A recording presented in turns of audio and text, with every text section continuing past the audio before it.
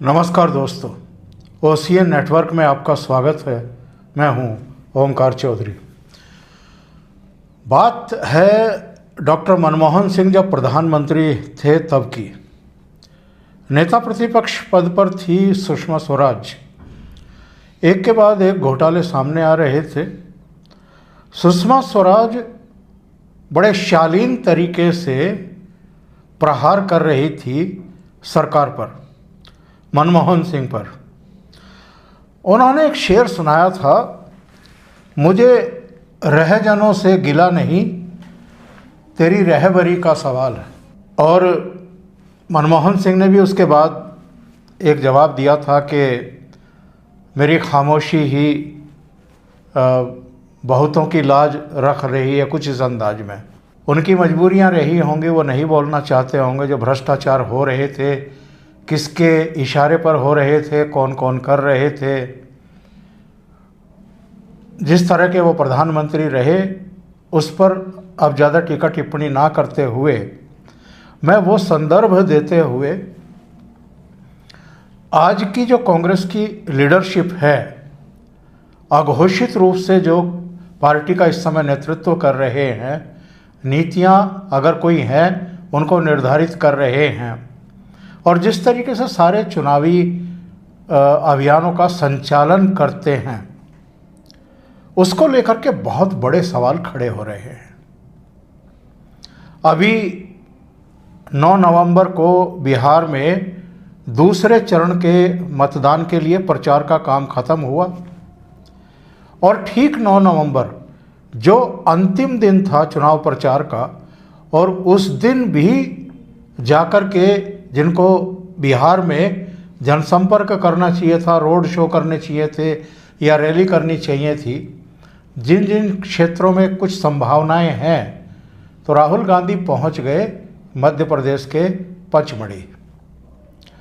और पचमढ़ी में बताया गया कि वहां पर जिला अध्यक्षों की ट्रेनिंग ले रहे हैं, उनको ट्रेंड कर रहे हैं। फिर एक और खबर आई। खबर ये थी कि वहाँ पर कोई अभयारण्य है टाइगर का, और वो उनको बड़ा पसंद आया। वहाँ की हरियाली बड़ी पसंद आई, टाइगर बड़े पसंद आए, और उसके बाद वो उनको देखने के लिए खुली जीप में निकल पड़े।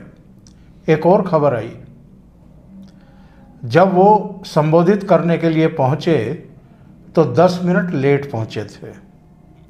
तो जो ऑर्गेनाइज कर रहा था उसको उन्होंने कहा कि साहब, हमारे यहाँ एक अनुशासन है कि अगर कोई लेट पहुँचता है तो उसको सज़ा मिलती है। तो राहुल गांधी ने कहा कि मेरे लिए क्या सज़ा है? तो उन्होंने कहा कि आप 10 मिनट लेट आए हैं, 10 पुशअप लगाइए। और राहुल गांधी ने सबके सामने 10 पुशअप लगाए, यानी ड्रामेबाजी की, पूरी नाटक नौटंकी जिसको आप कह सकते हैं वो किया। भाऊ, ये 10 पुशअप, कभी कोई मछली पकड़ने के लिए तालाब में कूद पड़ना, कभी कुलियों का सामान अपने सिर पर ढोना, कभी धान के खेत में माइक लगा करके वहाँ की शूटिंग करवाना, कभी ट्रक ड्राइवरों के साथ मिल बैठ करके यात्राएं करना और शूट करवाना।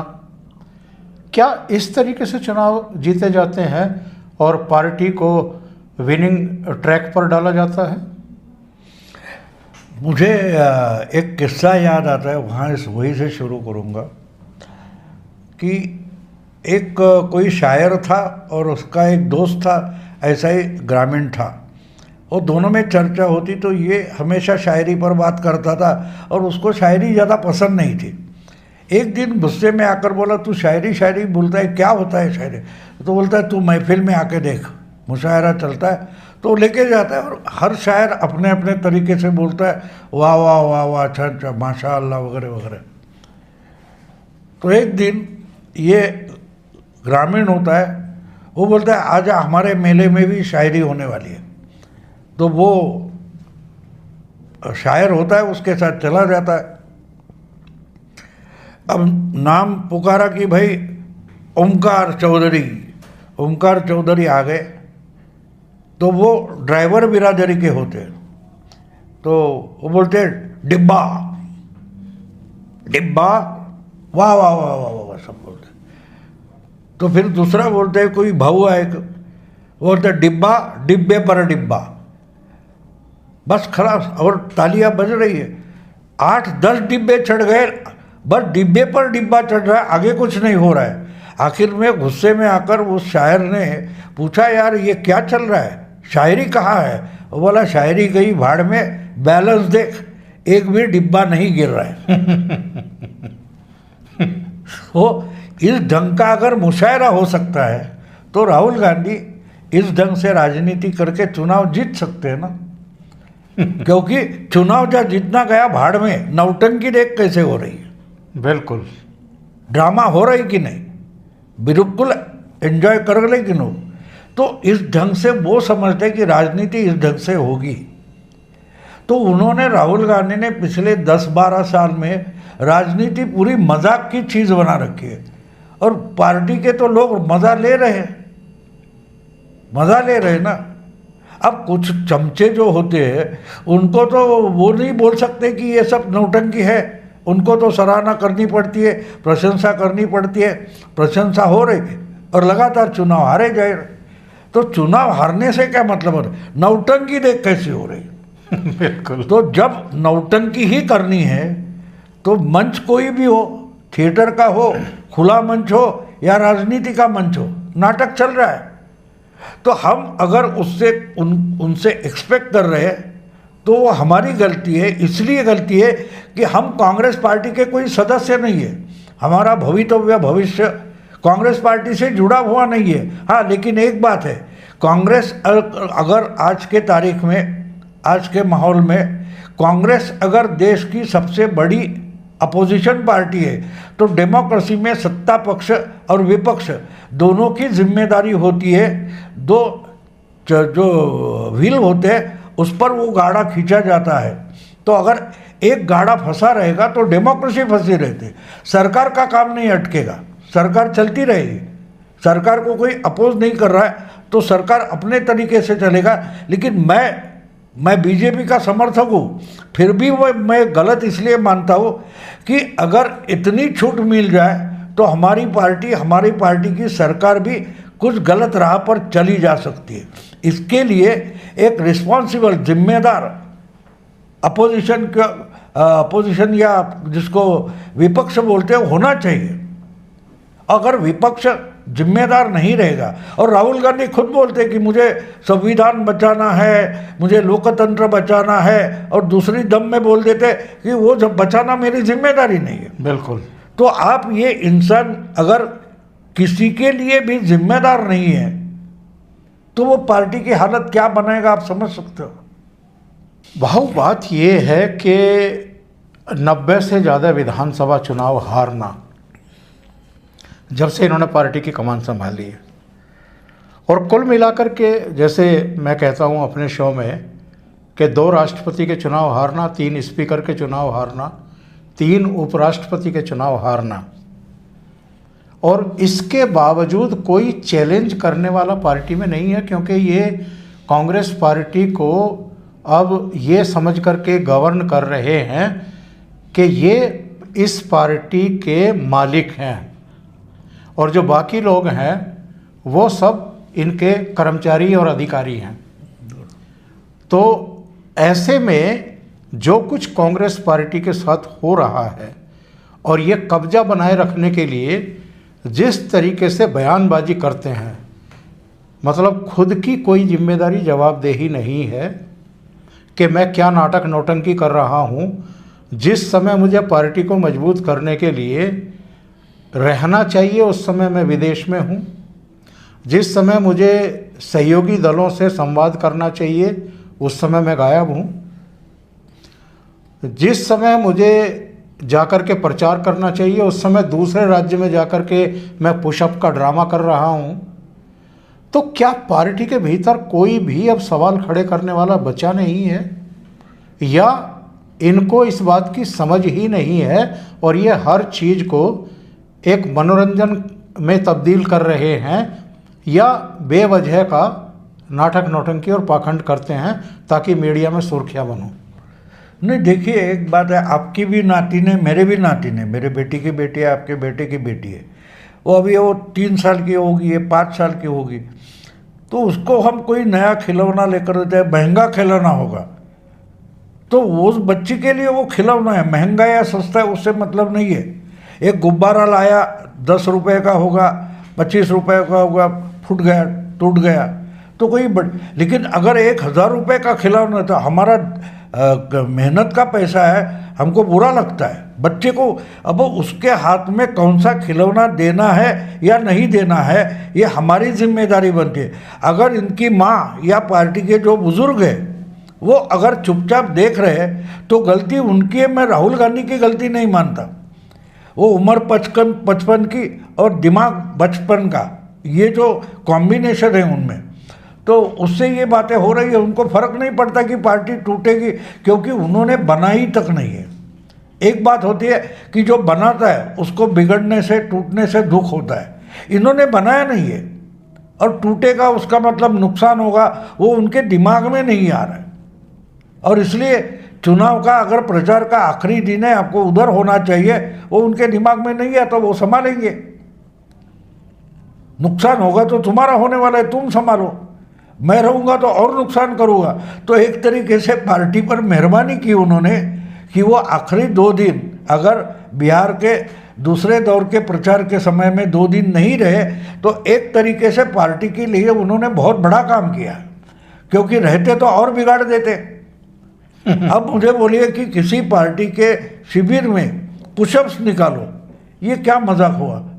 और जो उसको बोल रहा है कि 10 मिनट लेट होता है, अनुशासन बिगड़ता है तो सज़ा होती है, तो वो सज़ा तो इनको पहले देनी चाहिए थी। पिछले 10-12 साल से आप जितनी गलतियां हो रही है उसकी सज़ा नहीं दे रहे हो, तो इसकी सज़ा पुशअप्स के जो ड्रामा कर रहे हो, इससे लोगों को पता चलता है, ये लोगों को भी उल्लू समझते हैं। अब ये सब ड्रामा देखकर जो मध्य प्रदेश में हो या और कहीं हो, जिलाध्यक्ष हो, जो भी कोई चुनाव लड़ने वाले हो, वो क्या सोचेंगे, ये तो मजाक चल रहा है। चुनाव या पार्टी बनाना इतनी आसान बात होती है? अगर इतनी आसान बात होती तो मोदी 24/7 क्यों काम करते, अमित शाह इतना काम क्यों करते, हमारा देवेंद्र फडणवीस है या आपके त्यागी योगी जी है, वो इतनी मेहनत क्यों कर रहे हैं? अगर राहुल गांधी जिस ढंग का पॉलिटिक्स करते हैं, पॉलिटिक्स इतनी आसान बात होती तो बाकी जो पार्टियां मेहनत करके खड़ी होती। अब देखिए, वो बिहार की बात लीजिए, कम्युनिस्ट पार्टी CPI माले जिसको बोलते, वो 15-20 सीट लड़ने के लिए कितनी मेहनत करते। तो ये अगर 50-60 सीटें लड़ रहे तो उनसे 3 गुना तो मेहनत आपको करनी है। बिल्कुल, इसकी इनको परवाह ही नहीं है, क्योंकि फायदे नुकसान का इनको फर्क नहीं समझता। तो राहुल के पास से इससे ज़्यादा हम होप नहीं कर सकते, आशा नहीं कर सकते। अगर हम नहीं कर सकते तो ये बात हो सकती है कि उनकी पार्टी के नेताओं ने, कार्यकर्ताओं ने वो होप छोड़ दिया है कि प्रतीक्षा करेंगे। जैसे हम देखते हैं कि कोई पेशेंट होता है, वेंटिलेटर पर होता है, उसकी सांस कम ज़्यादा हो रही है, तो ये मरने वाला रिश्तेदार, नज़दीकी रिश्तेदार मान लेते और वो प्रतीक्षा में रहते, भाई किस दिन इसको उठाकर शमशान लेके जाना है। तो शायद पार्टी के लोगों ने ये मन बना लिया है कि पार्टी ये मार रहे हैं, अपने हाथ में कुछ नहीं है, दुआ करेंगे भगवान से कि भाई बचा लो, अगर नहीं बचता है तो जल्दी उठा लो। तो कार्यकर्ता जो कांग्रेस का है वो शायद यही सोच रहा है, और जिनको लगता है कि अभी हमें भी भविष्य नहीं है, पार्टी को भी भविष्य नहीं है, तो पड़े रहो। जिनको लगता है कि मेरा भविष्य होना चाहिए, वो इनको छोड़कर जा रहे हैं, दूसरी पार्टियों में जा रहे हैं। और क्या करें बेचारे, क्योंकि इनका कहना है कि अगर तुम लॉयल हो तो मेरे साथ और पार्टी के साथ मरने के लिए तैयार हो। देखो, जब जंग होती है तो लोग मरने के लिए निकलते, शायद मारे जाएंगे, लेकिन एक बात होती है, उनको गारंटी ये होती है और जीत जाए तो इसके लिए जंग लड़ते। आज कांग्रेस में कोई जंग लड़ने के लिए तैयार नहीं है। भाई पार्टी मरे तो मरे, हम बचे तो ठीक है, राम नाम करके घर में बैठ जाएंगे, भगवान का नाम लेते लेते पूरी ज़िंदगी बची है वो काट लेंगे। ये होप छोड़कर बैठी है पार्टी, और राहुल गांधी ऐसी पार्टी का नेतृत्व कर रहे हैं। भाव इसका एक दूसरा पक्ष, उसकी तरफ देखते हैं जरा। क्या कोई भी अगर ट्रेनिंग कैंप का आयोजन करता है, संयोजक है, और वो राहुल गांधी को सज़ा सुनाता है कि 10 मिनट लेट आए हो तो 10 पुशअप लगाओ, तो इसका मतलब वो बहुत शक्तिशाली आदमी है, वो तो बहुत ही ताकतवर आदमी है, और वो अगर राहुल गांधी को सज़ा दे सकता है तो कुछ भी कर सकता है। तो क्या ये राहुल गांधी का ही रचा हुआ ड्रामा नहीं है कि मैं 10 मिनट लेट आऊँगा और आप मुझे 10 पुशअप की सज़ा दीजिए, ताकि हम कैडर में एक मैसेज भेज सकें कि देखिए टाइम की कितनी कीमत है, कितनी अहमियत है। लेकिन चलिए, आपने ये ड्रामा रचा, उसको कहा रवाना होने से पहले कि मैं 10 मिनट लेट आ रहा हूँ, मुझे सज़ा देना, मैं पुशअप लगाऊंगा, एक मैसेज देना है पार्टी कैडर को। तो जब टिकट बंटवारे का फैसला होना था, सीट किस पर कौन लड़ेगा ये फैसला होना था, उस समय राहुल गांधी सिरे से नदारद थे, देश में ही नहीं थे। पहले मलेशिया में थे, फिर लैटिन अमेरिका के देशों में थे, फिर आकर के ये चंडीगढ़ और रायबरेली और असम की यात्रा पर चले गए। तो आप तो लगातार लेट भी थे, गायब भी थे, और जो आपका दायित्व था उससे आप विमुख भी थे। तो आपको तो बहुत बड़ी सज़ा मिलनी चाहिए। बिल्कुल मिलनी चाहिए, लेकिन आप, मैंने इसलिए पहले शुरुआत में आपके नातिन के, मेरे नातिन के, जब वो बच्चा गुस्से में आ जाता है, उसको नाराज़ होता है, तो हम उस टेबल को मारते हैं, उस कुर्सी को मारते हैं, तो वो खुश हो जाता है। तो इस बच्चे को पार्टी पूरी खुश करने में लगी हुई है। उसमें अगर पार्टी का टॉप मोस्ट लीडर अगर बचकानी हरकतें कर रहा है, तो बाकी के करे तो का मालिक का बेटा है भाई, उसको खुश रखना पड़ेगा। तो वो उसको खुश करने में लगे, पार्टी का जो कुछ होना है होने दो। तो इसलिए ये सीरियसली पॉलिटिक्स नहीं कर रहे हैं, क्योंकि उनको इसकी अहमियत पता नहीं होती। देखो, एक दिन में मोदी कहीं सऊदी अरेबिया निकल गए, वहाँ से आते बीच में मीटिंग करते, उसके बाद पब्लिक मीटिंग एड्रेस करते, मिनिस्ट्री की मीटिंग लेते और अधिकारियों की मीटिंग लेते। एक एक मिनट काउंट होता है। अगर इनको वो काउंट करना नहीं है, बस मैं हाइड्रोजन बॉम्ब डालूंगा, मैं पावर पॉइंट प्रेजेंटेशन दे दूंगा, ऐसे चुनाव नहीं लड़े जाते। और दूसरी बात है कि पावर पॉइंट प्रेजेंटेशन ये 10-15 साल पुरानी बात हो गई है, आज की बात नहीं बची है। लेकिन कोई नया इनका खिलौना मिल गया, ऐसा लगता है इनको पता नहीं होगा पावर पॉइंट क्या होता है। वो नए सिरे से किसने बताया था, ये बिल्कुल नया मॉडल है, और नए मॉडल के नए खिलौने के पीछे पड़ गए। अब अगर आपने वो बंगलोर या कहीं फिर दिल्ली में ये पावर पॉइंट किया था, उसका इम्पैक्ट नहीं हुआ, तो फिर नए से करने की क्या ज़रूरत थी। लेकिन वो करेंगे क्योंकि वो खिलौना पसंद आया। तो वो पार्टी को खिलौना बना चुके, टेक्नोलॉजी को खिलौना बना रहे, क्योंकि उनको सीरियस पॉलिटिक्स नहीं करनी है, और उसके लिए जो मेहनत करनी पड़ती है।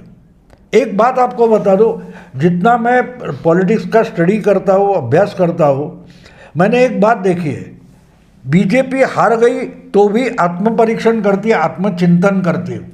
लेकिन अगर थंपिंग मेजॉरिटी से जीत गई, आपको याद होगा 2017 में बीजेपी ने यूपी विधानसभा का चुनाव, कितनी प्रचंड बहुमत, 403 सीटों में 325 सीटें चुनकर लाना कोई मजाक नहीं था। बिल्कुल। लेकिन मुझे याद है उसमें एक मेरा दोस्त भी था, इसकी स्टडी करने बैठ गया कि अरे हमको इतनी सीटें ज़्यादा क्यों मिली।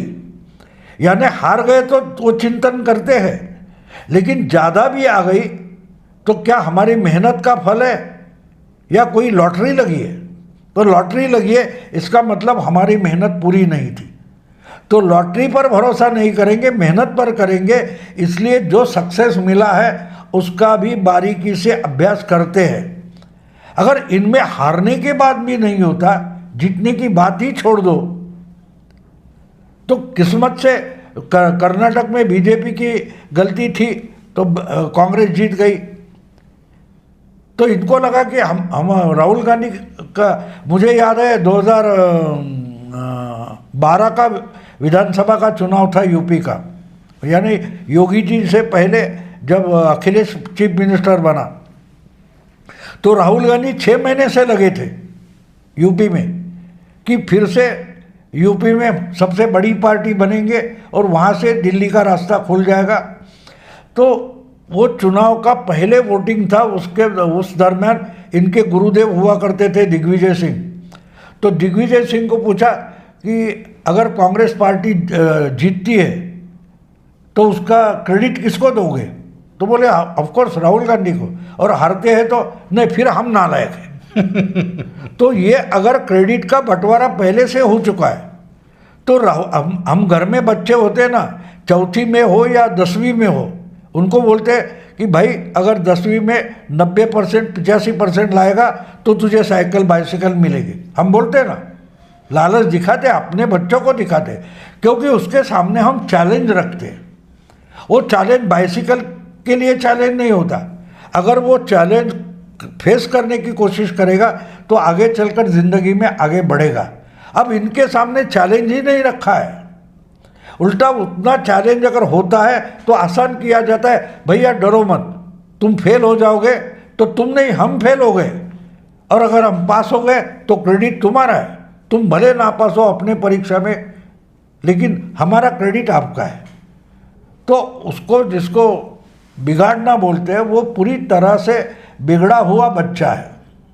तो इसलिए उनसे हम एक्सपेक्ट नहीं कर सकते, ना कांग्रेस कर सकती है। भाऊ एक बात और, राजदीप सरदेसाई का मैं एक बयान देख रहा था, आज वीडियो है जिसमें राजदीप कह रहे हैं कि बिहार में राहुल गांधी को कोई सीरियसली नहीं ले रहा है, कांग्रेस को कोई सीरियसली नहीं ले रहा है, जो वोट चोरी का आरोप लगाया था वो कहीं ज़मीन पर नहीं है, SIR के विरोध में जो कैंपेन चला उसका कहीं कोई जिक्र नहीं है।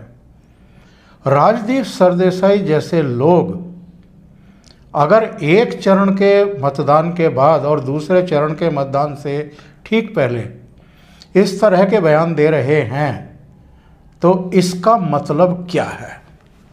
इसका मतलब साफ है, चुनाव हार चुकी है कांग्रेस, और तेजस्वी यादव को भी अपने साथ उन्होंने डुबा लिया, इतना सीधा है। देखो कितना भी कांग्रेस के खिलाफ जाने वाला वोट दिखाई दिए तो भी उसको बचाने की कोशिश, उसका बचाव रखने की कोशिश राजदीप जैसे लोग करते हैं। अगर वो ये बोल रहे कि मुद्दा, इन्होंने जो मुद्दा उठाया वो ज़मीन पर कहीं भी नहीं है, इसका मतलब उन्होंने मान लिया है कि चुनाव से पहले नतीजे आ गए, क्योंकि ये इनका समर्थक है, उनका प्रशंसक है, उनको जिताने की लगातार कोशिश करते आए। और अगर उसने पहले ही होप छोड़ दिया है कि गलत रणनीति अपनाई गई है, गलत मुद्दे उठाए गए, तो उसका मतलब उसको भी साफ साफ बिहार के चुनाव में कांग्रेस और आरजेडी की हार दिखाई दे रही है।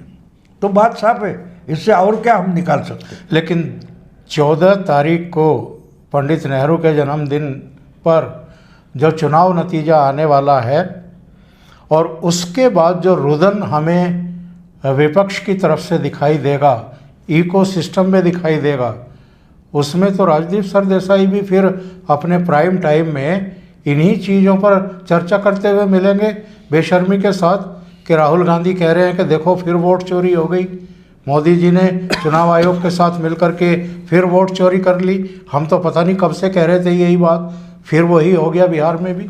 नहीं, वो तो देखो अब इसमें कोई नई बात बची नहीं है, आप रोते रहो, लोग देखते रहेंगे।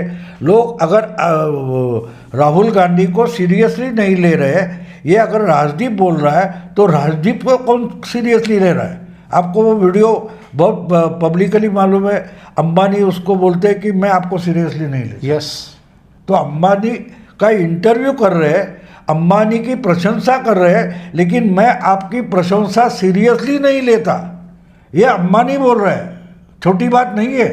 उन्होंने अंबानी के खिलाफ कुछ नहीं बोला है, उसमें वो उनकी प्रशंसा कर रहे हैं, सराहना कर रहे हैं, फिर भी वो बोलते हैं कि मैं तुम्हें सीरियसली नहीं लेता। यानी राजदीप सरदेसाई का जो आकलन है वो सीरियस लेने की ज़रूरत नहीं है, बिल्कुल साफ है। इन्होंने अपनी क्रेडिबिलिटी राहुल गांधी से पहले गंवाई है। राहुल गांधी तो पिछले 10 साल, ये तो पिछले 25 साल से टेलीविज़न का जर्नलिज्म कर रहे हैं, कितनी बार सही निकले। तो बात सीरियसली आपको भी कोई नहीं लेता। और अगर राजदीप सरदेसाई बोलता है कि राहुल को कोई सीरियस नहीं लेता, तो उसका मतलब दो गुने दो कितना हो गया, चौगुना हो गया। तो भाव अभी बिहार के तुरंत बाद जिस राज्य में चुनाव होना है वो है पश्चिम बंगाल। मध्य प्रदेश में 2028 में होना है, लोकसभा चुनाव 2029 में, और उससे 1 साल पहले करीब करीब 3 राज्यों में, छत्तीसगढ़, मध्य प्रदेश, राजस्थान में होना है। तो मध्य प्रदेश में जाकर के ट्रेनिंग अभी से शुरू करने की क्या ज़रूरत पड़ गई राहुल गांधी को? अगर उनको जाना ही था तो उनको बंगाल की चिंता करनी चाहिए थी, क्योंकि पिछले विधानसभा चुनाव में कांग्रेस पार्टी 44 से 0 सीटों पर आई थी और वामपंथी 22 से 0 सीट पर आए थे।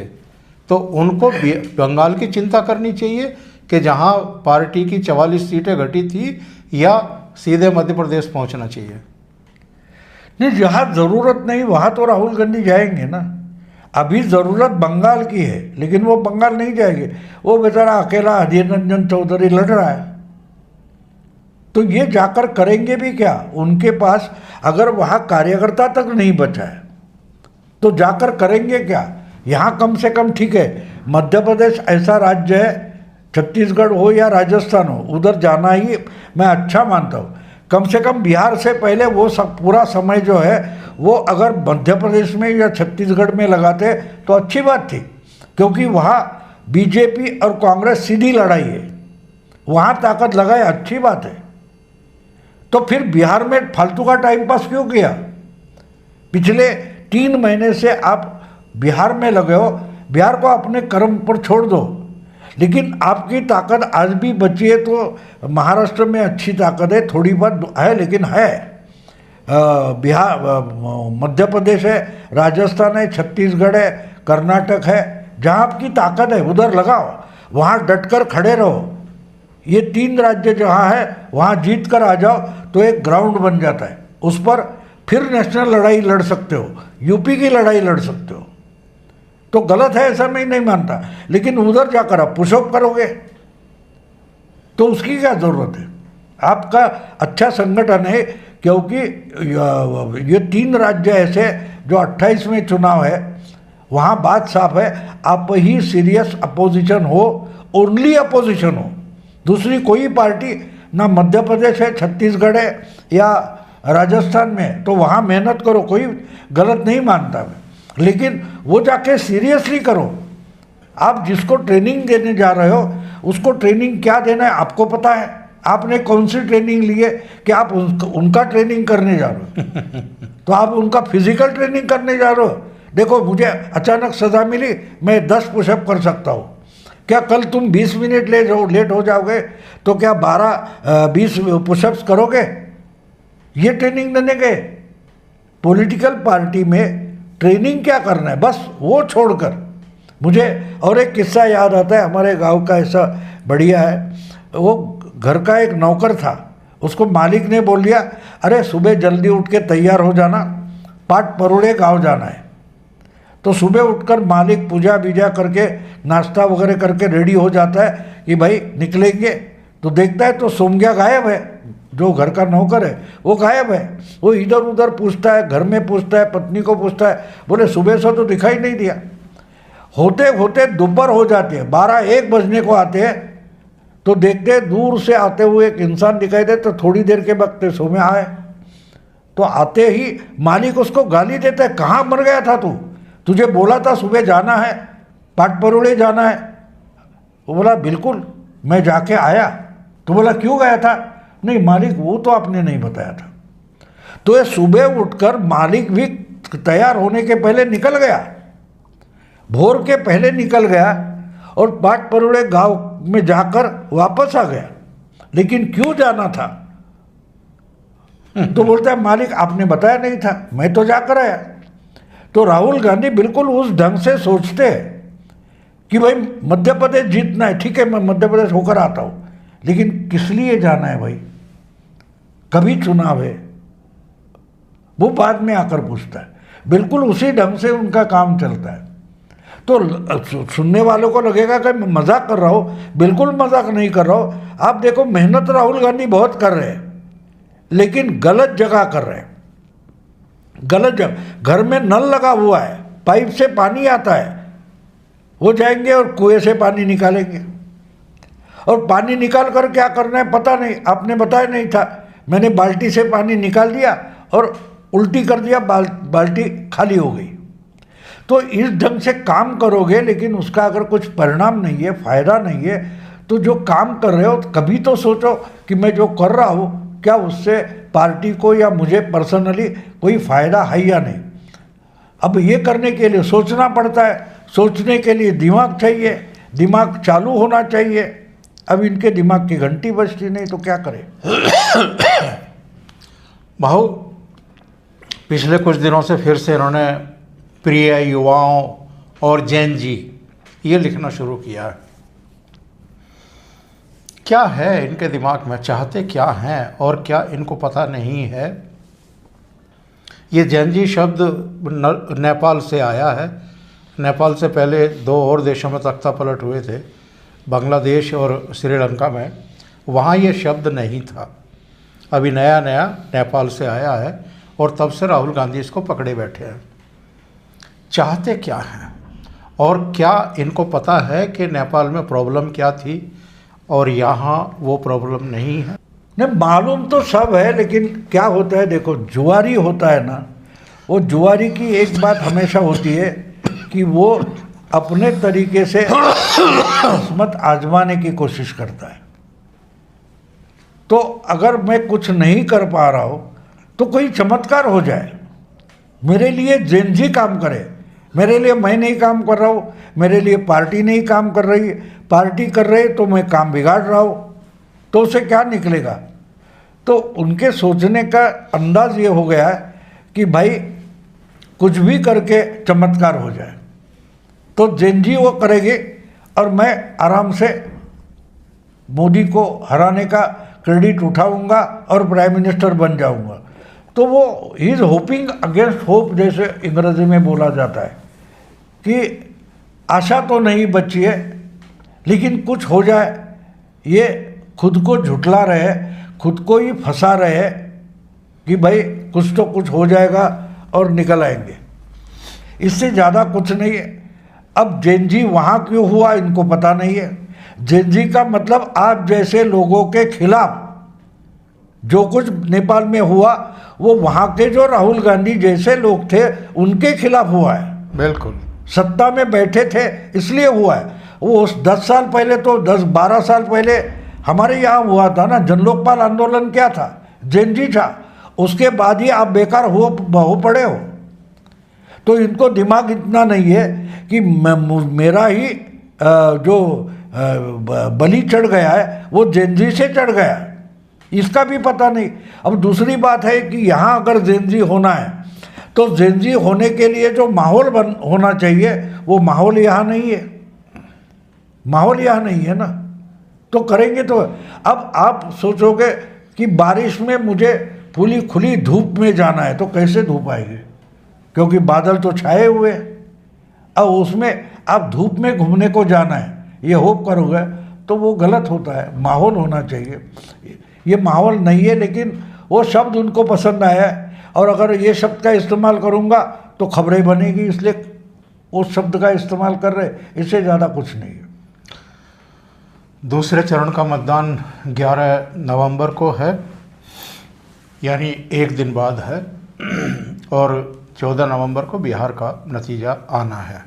शायद राहुल गांधी को भी नतीजा पता है, तेजस्वी को भी पता है, राजदीप सरदेसाई को भी पता है, पूरी कांग्रेस को भी पता है, और हमें और आपको भी अब तो इस बात का अंदाज़ा है कि 5 राज्यों में विधानसभा चुनाव हुए हैं लोकसभा के बाद, उनके नतीजे क्या रहे और कांग्रेस का इन 5 राज्यों में परफॉर्मेंस कैसा रहा है। राहुल गांधी की तकलीफ़ और बीमारी ये है कि वो हकीकत को और सच को स्वीकार नहीं कर पा रहे हैं और मीडिया को भ्रमित करना चाहते हैं, अपनी पार्टी के कार्यकर्ताओं और नेताओं को भी भ्रमित करना चाहते हैं, शायद इसलिए कि वो ये ना कह दें कि राहुल गांधी का नेतृत्व कोई अब करिश्मा करने में पूरी तरीके से नाकाम है, वो विफल हैं पार्टी को जीत दिलाने में। और अगर ये नैरेटिव सेट हो गया और आवाज़ें उठनी शुरू हो गई पार्टी के भीतर से, तो संगठन पर जो 10 जनपद परिवार कुंडली मारे बैठा है, बहुत देर तक वो बैठा नहीं रह सकेगा। इसलिए कुछ ना कुछ ड्रामा करो, बयानबाजी करो, चुनाव आयोग को जिम्मेदार ठहराओ, प्रधानमंत्री नरेंद्र मोदी पर वोट चोरी का आरोप लगाओ, सारे काम करो, लेकिन मेरी विफलता है, मेरे नेतृत्व की विफलता है, मैं लीडरशिप नहीं दे पा रहा हूँ, ये धारणा मत बनने दो। इसलिए इस तरह के प्रपंच और इस तरह के ड्रामे जो हैं वो राहुल गांधी के जारी हैं। भाऊ बहुत बहुत धन्यवाद जुड़ने के लिए। और वो शेर याद आ गया, वो क्या बोलते हैं कि ज़िंदगी भर ताउम्र ये गलती करता रहा, आईना साफ करता रहा, धूल तो चेहरे पर थी। बिल्कुल, बस ये हम अनुभव कर रहे हैं। बहुत बहुत धन्यवाद भाऊ, और आप सबका भी बहुत आभार, बहुत धन्यवाद, आप जुड़े। एक निवेदन रहता है, अगर आपको ये चर्चा अच्छी लगी है तो लाइक ज़रूर करें, वीडियो को शेयर ज़रूर करें, फॉरवर्ड करें और कमेंट ज़रूर करें। इसके अलावा अगर अभी तक आपने ये चैनल सब्सक्राइब नहीं किया है तो सब्सक्राइब ज़रूर करें, बेल आइकॉन दबाएं, उसमें भी ऑल वाला बटन दबाएं, ताकि आगे आने वाले वीडियो और प्रोग्राम के नोटिफिकेशन आपको ज़रूर मिल जाएं। बहुत बहुत धन्यवाद, नमस्कार।